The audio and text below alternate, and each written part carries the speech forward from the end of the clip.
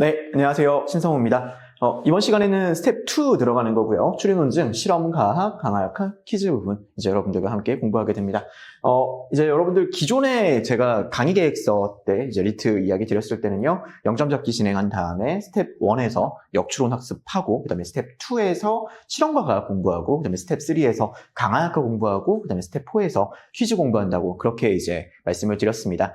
근데 이제 그 강의를 해보면서 좀 생각을 하고 남은 문항 개수를 보니까요, 5개년에 있는 문항을 가지고 여러분들께 문제풀이를 어떻게 접근해야 되는지를 설명드릴 때 실험과 과학, 강화학과 퀴즈를 분리해서 이야기 드릴 필요는 없다고 판단이 됐습니다. 그래서 이번 스텝 2에서, 스텝 1에서 역추론에 대해서 정리해드렸던 것처럼 스텝 2에서는 나머지 문항들, 실험, 과학, 강화학과 퀴즈 어떻게 해결하는지 좀 한꺼번에 정리해드리려고 합니다. 문제풀이에 대한 전반적인 접근 방식을 이번 스텝에서 정리해드리니까요, 남은 시간 동안에서 조금 더 많은 문제를 다뤄드리는 그런 시간으로 가려고 합니다. 그래서 다음 스텝 3 같은 경우는요, 실전 문제풀이 들어가서요, 실험, 과학, 이제 퀴즈와 관련된 문항들 좀 집중적으로 풀어보도록 그렇게 계획하고 있습니다. 특히 여러분들 이 실험과 과학 퀴즈 같은 경우는요, 여러분들께서 0점 잡기가 잘 되어 있고, 그리고 역추론 형태의 논증 문제를 잘 푼다고 하더라도 이쪽 부분에 막힘 때문에 추리논증 점수가 안 나오시는 분들이 상당히 많거든요.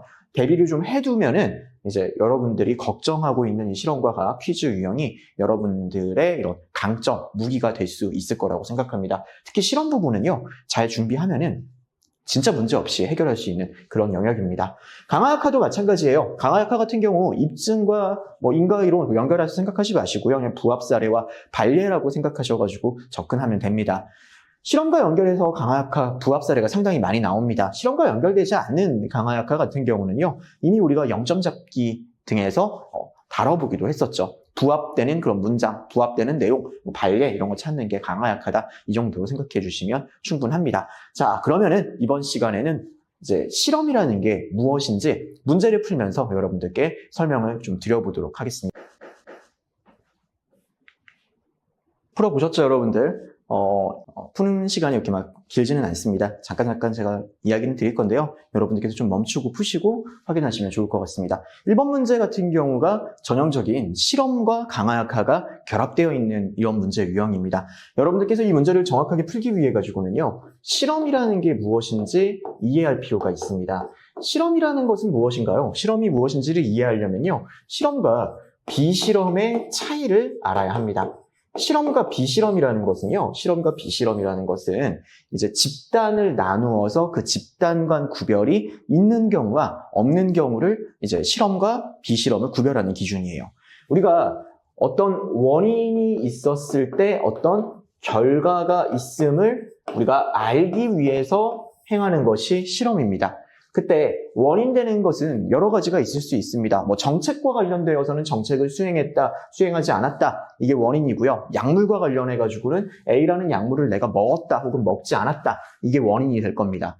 그랬을 때 원인 되는 변수의 차이에 결과 되는 변수의 차이를 통해 가지고 어떤 원인이 어떤 결과를 이끌어냈다라는 것을 확인하기 위해서 수행하는 게 실험이에요. 그때 이 원인 되는 변수 처리를 한 집단과 처리하지 않는 집단을 구별하는 것, 그것을 사실 실험이다라고 이야기를 합니다. 처치를 한 것을 이제 우리는 실험 집단이라고 이야기하고요, 처치를 하지 않은 집단을 이제 우리가 통제 집단이라고 이야기를 합니다. 그리고 이 실험 집단과 통제 집단을 비교를 해서 결과값을 해석하는 것을 실험이라고 하는 거예요. 그럼 이제 여러분들 머릿속에 실험 문제를 풀 때는 제일 첫 번째 이 생각을 해줄 수가 있습니다. 실험이라는 것은 원인에 대한 차이로부터 결과에 대한 차이를 이제 구별하는 겁니다. 집단이 2개 이상 있게 됩니다. 그때의 결과값 차이, 그것을 해석해내고 분석하는 것을 실험이라고 하는 거죠. 여기까지 되셨나요, 여러분들? 자, 이 상태에서 실험에서 묻는 거는요, 실험 결과가 이렇게 있었을 때 제일 처음에 이 실험 결과를 제대로 해석해낼 수 있는지 묻는 게 제일 첫 번째 실험에서의 유형입니다. 실험 결과를 해석해낼 수 있는지. 두 번째는요, 이 실험을 지문에서는 완벽하게 이 결과값을 이제 언급하지 않습니다. 구성만 이야기하는 거예요. 그리고 보기에서 최종적인 결과값을 주고 이 보기의 결과값을 지문에서의 가설과 연결시켜서 지문의 가설의 부합 사례인지 반례인지를 찾으라고 하는 그런 문제 유형이 있습니다. 이런 거를 이제 우리가 뭐라고 이야기를 하느냐? 이런 것을 강화 약화라고 이야기를 하는 거죠.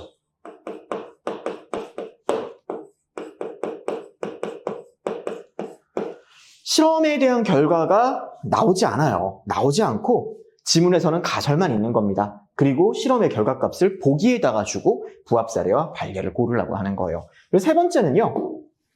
실험 결과를 설명할 수 있는 그런 추가적인 내용을 고르라고 하는 그런 문제가 나옵니다. 자, 실험이 나오면은 제일 처음에 실험을 해석해내는 거, 실험을 통해서 추론할 수 있는 결과값을 찾는 거, 두 번째, 지문에다가는 가설을 주고 실험 결과값을 통해서 그게 부합 사례인지 반례인지 고르라는 것, 마지막, 실험을 설명할 수 있는 내용을 찾으라는 것. 이게 실험 문제의 세 개의 기본적인, 가장 기본적인 문제 유형입니다.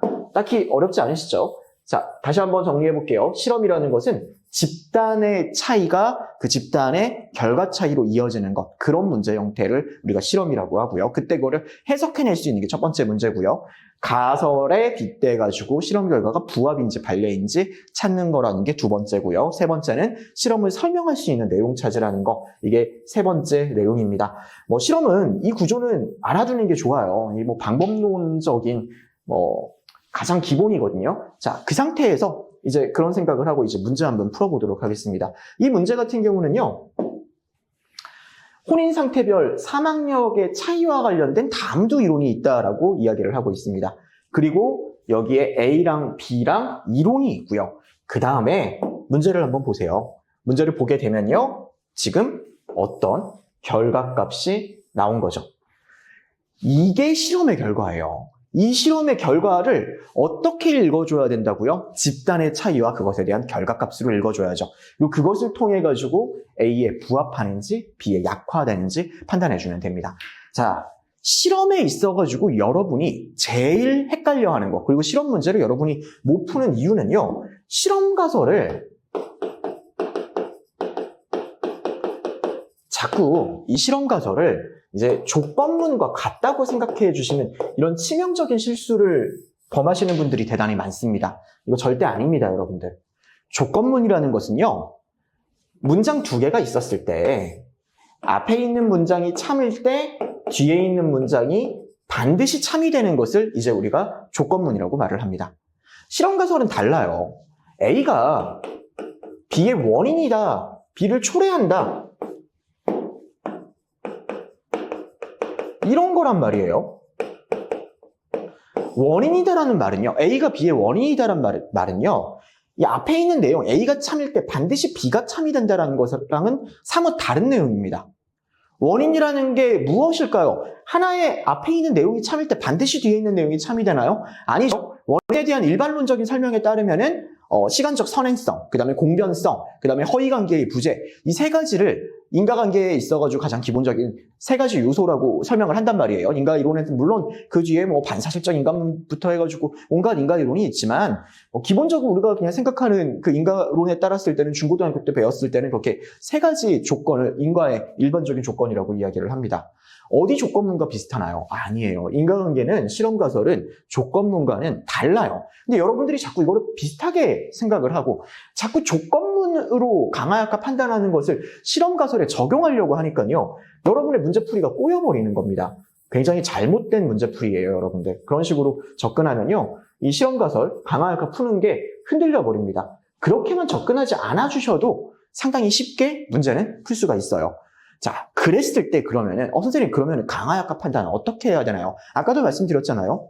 집단 차이를 구별하고 그 집단 간 차이에서 결과 차이가 가설에 부합하는 사례인지 가설에 부정되는 사례인지 그것만 찾아주면 됩니다. 그게 실험 가설을 통한 강화약화의 기본이에요. 선생님, 그게 무슨 말인가요? A가 B를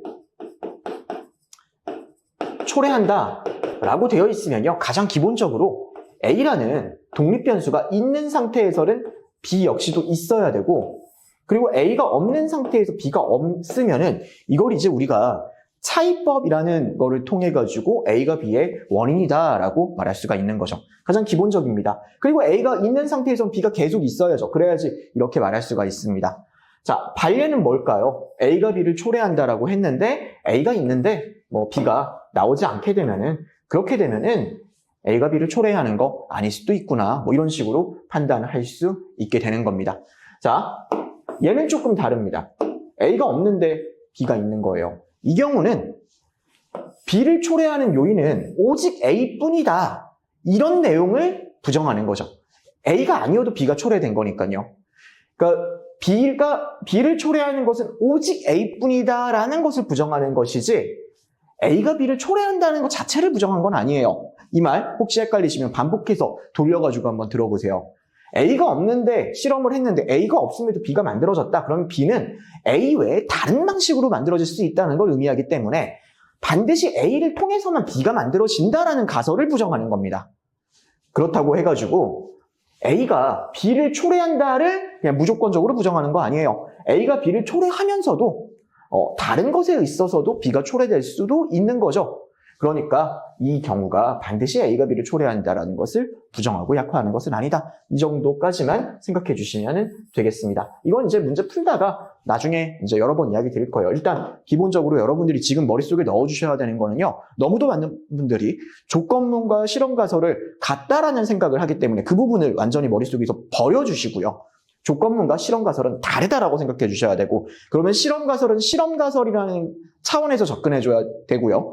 집단의 차이, 원인되는 변수의 차이가 있었을 때 결과되는 변수의 차이가 있음을 파악해 주는 게 실험이다. 그리고 그 실험을 통해서 강화 약화를 푸는 거다. 이렇게 생각해 주시면 됩니다. 자, 강화 약화 문제고 지금 여기에 실험 결과가 나와 있습니다.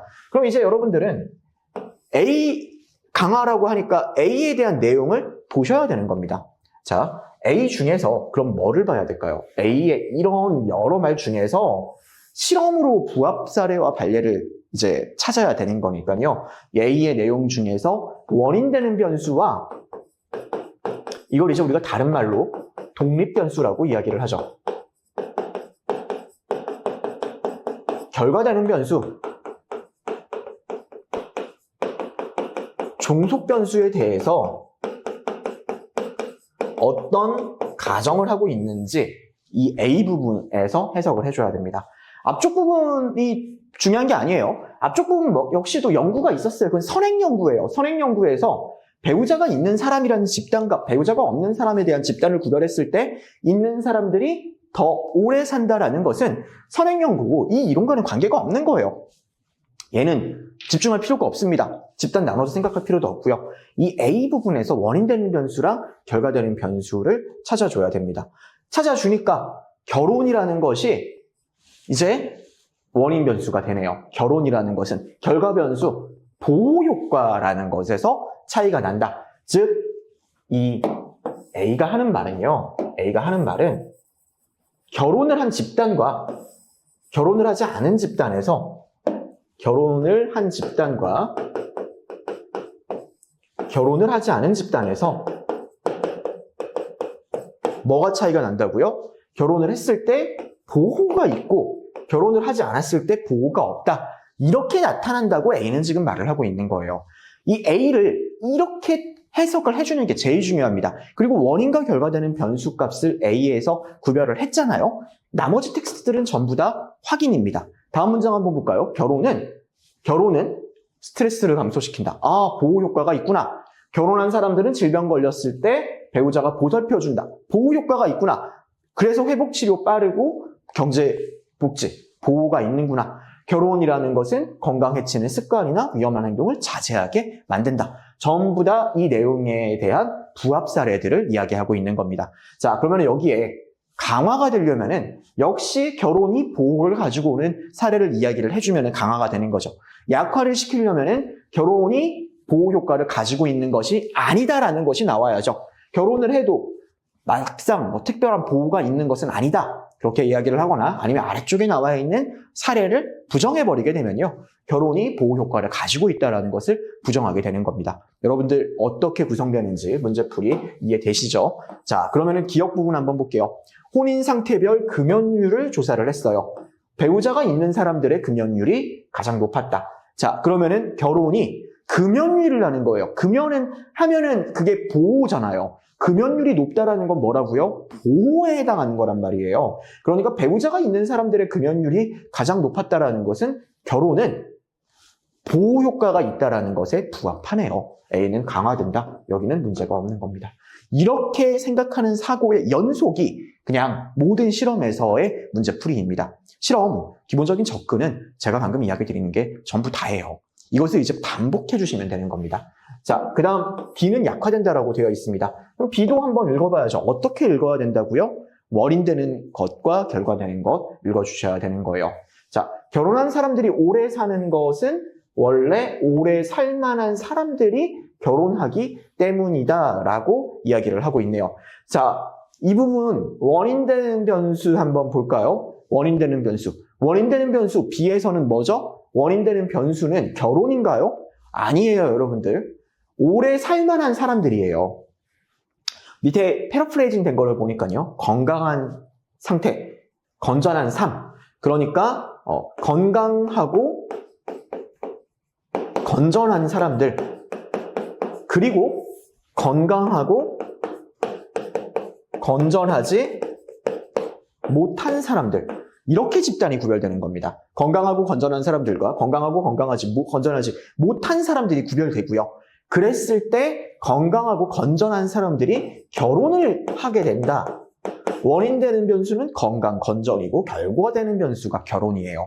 이 B 헷갈리는 분들은요, 적당히 읽어가지고 이 양쪽에 대한 관계를 구별하지 못하기 때문에 그렇습니다. 자, 그러면 이거를 약화하려면 어떻게 돼야 되나요?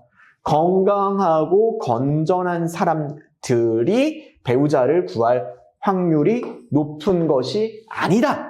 건강하고 건전한 사람이 결혼할 확률이 높은 것이 아니다가 나와야 되는 거예요, 여러분들. 그거 외에는 약화가 아니죠. 지금 여기서는 배우자가 있는 사람의 금연율이 가장 높았다. 이거 가지고 지금 B에서 말하는 내용이 약화되나요? B에서 말하는 내용이 약화되려면 어떻게 돼야 된다고요? 건전하고 건강하고 건전한 삶을 양이하는 사람들이 결혼율이 배우자를 구할 확률이 높다라는 것은 사실이 아니다. 이렇게 나와야지 약화가 되는 거예요. 비판의 핵심은 단례를 내가 잘 구성할 수 있는가입니다. 비약화가 아니기 때문에 기억이 전체적으로 틀린 겁니다. 기억에 있는 거 다 지워주세요. 이게 이 문제풀이의 시작인 겁니다. 별거 없습니다, 실험은요. 실험은 여러분 머릿속에 집단 구별해야 주는 거 머릿속에 제일 첫 번째로 생각해 주시고, 두 번째, 원인되는 변수와 결과되는 변수를 지문을 통해 가지고 잘 끊어서 나눠줄 수가 있으면 되는 거예요. 실험을 그냥 대충 읽고 적당히 읽은 다음에 풀려고 하니까 다 망가지는 거예요. 실험의 구성을 머릿속에 확실하게 틀을 잡고 필요한 정보만 딱딱 끊어가지고 읽으면은 전혀 걱정할 거 없습니다. 자, 그 다음에 니은 한번 볼게요. A는 약화되고 B는 강화된다라고 말하고 있네요. A가 약화되려면 어떻게 돼야 된다고요? A가 약화되려면요, 결혼이라는 것이 보호 효과를 가지고 있는 것이 아니다라고 말을 해야지 A가 약화됩니다. 결혼한 사람들 중 부부관계가 좋은 사람들과 좋지 못한 사람들 간의 사망률의 차이가 없었다.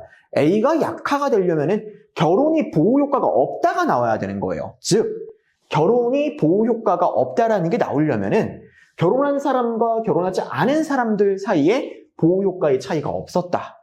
결혼한 게 보호가 없었다. 그런 말이 나와야 되는 거죠.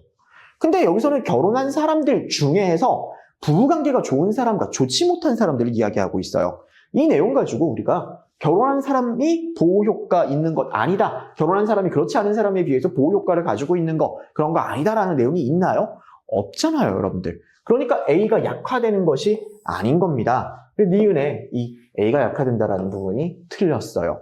그러면 니은 지워지죠? 정답은 몇 번이죠? 2번이 되는 거예요. 이게 실험의 본질입니다.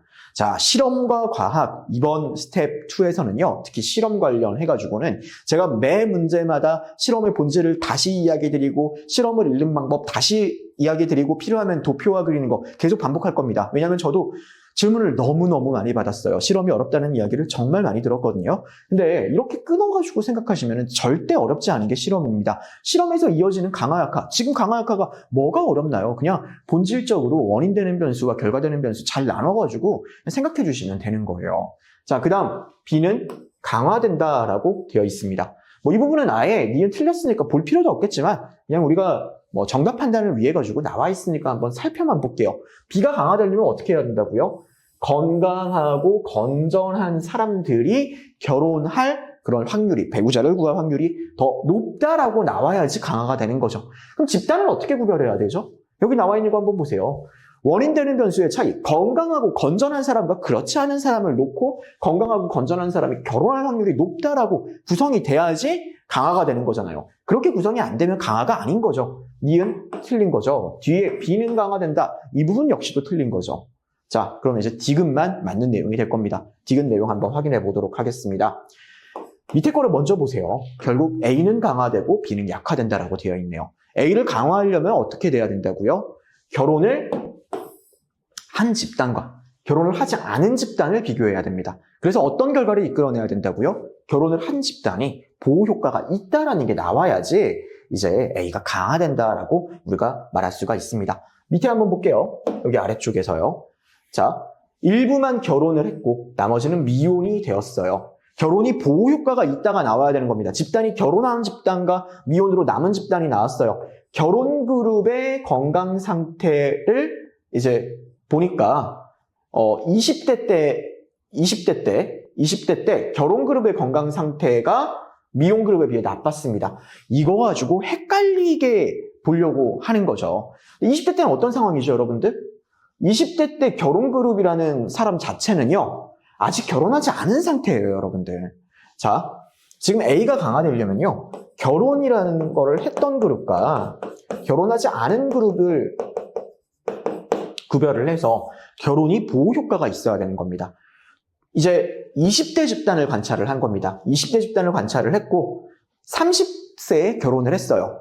자, 결혼을 한 집단은 30세에 결혼을 했어요. 결혼을 한 집단을 보니까 결혼 그룹은 원래 미혼 그룹에 비해 가지고 건강 상태가 안 좋았던 사람입니다. 근데 건강이 그 뒤에 40대 때에는 두 그룹 간 차이가 없어졌어요.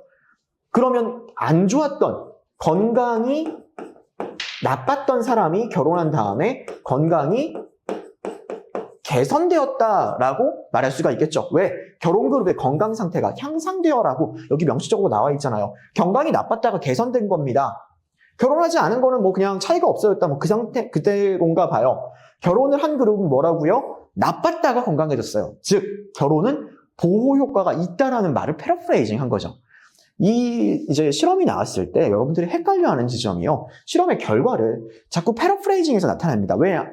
우리는 문제로 만들다 보니까 사람들이 좀 틀릴 수 있도록 해야 돼요. 그렇게 틀리게 하려고 하다 보니까 패러프레이징이라는 게 나타나게 되는 거예요.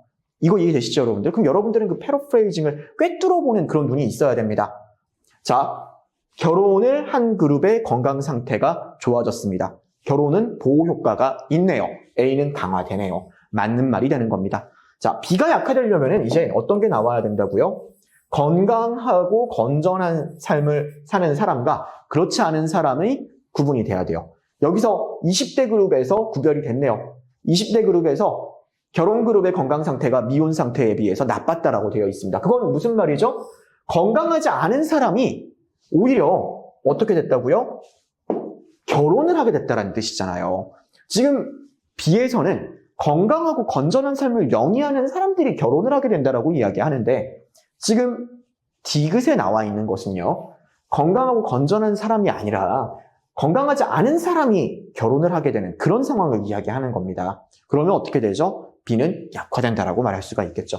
이 원인되는 변수값과 이제 결과되는 변수값을 구별을 해줘야 되고요. 거기서 부합사례와 반례를 적절하게 해석해주면 됩니다. 집단을 나눠서 끊어서 봐주면 되는 거죠. 그래서 이렇게 보면은 디귿이 맞다라는 거 쉽게 판단할 수가 있습니다.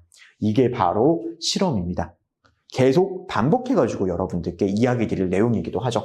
자, 이제 실험이 무엇인지 이해되셨을 거라고 생각합니다. 필요하시면 멈추시고 앞으로 돌아가시면서 하나하나 끊어가지고 정리해주세요. 지금은 실험 문제 같은 경우는 빠르게 푸는 것보다도요. 일단 여러분들께 제가 실험이 무엇인지 알려드리는 거니까요. 잘 끊고 정리하셔가지고 실험이 무엇인지를 머릿속에 넣는 게 필수입니다. 자,